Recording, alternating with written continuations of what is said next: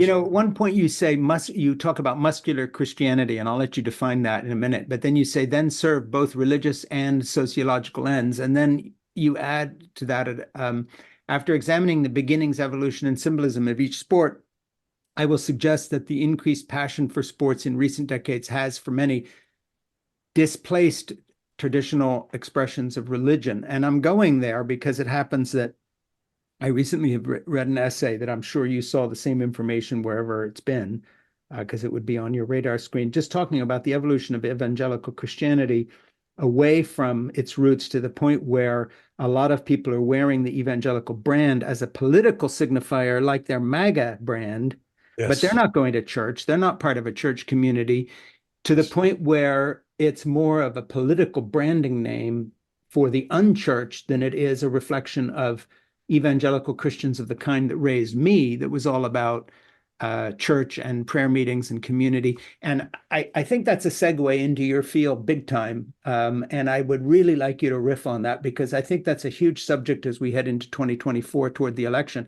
We talk about the evangelicals this, the evangelicals that. My friend Tim Alberta has written this book, The Kingdom, the Power, and the Glory. I interviewed him a few days ago, and his book is an argument, an interesting muscular argument for evangelical Christian faith, as opposed to this sort of denigrated version he describes, even including pastors getting fired because they preached a sermon against Trumpism or whatever it may be. But I think the bigger subject is that your book actually touches on, in an odd way, the transformation of evangelical Christianity, the phrase muscular Christianity, and how that translates into our era now, and what has become of evangelicalism. And so if you could unpack that for us, I don't think anybody's more qualified.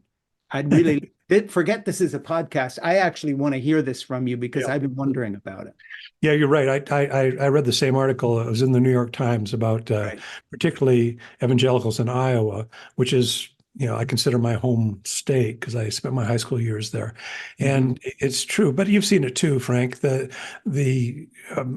wholesale abandonment of anything that you and I would recognize from our childhood as being Orthodox Christianity or Orthodox evangelicalism.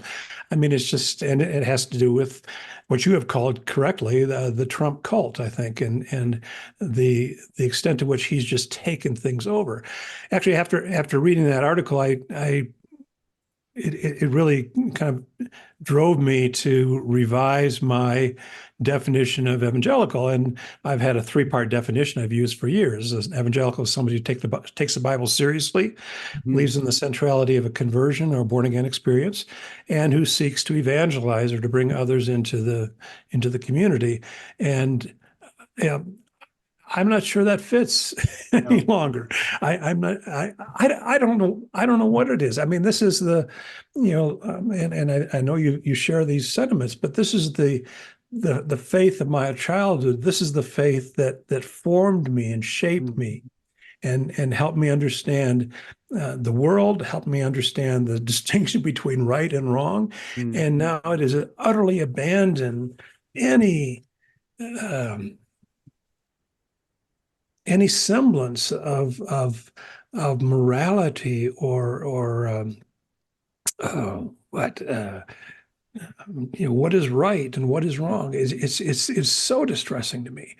And I think, to get back to the parallel with sports, yes, I think what we've seen in the culture in the last several decades is a movement away from Orthodox religion, or religion generally, and particularly Orthodox Christianity.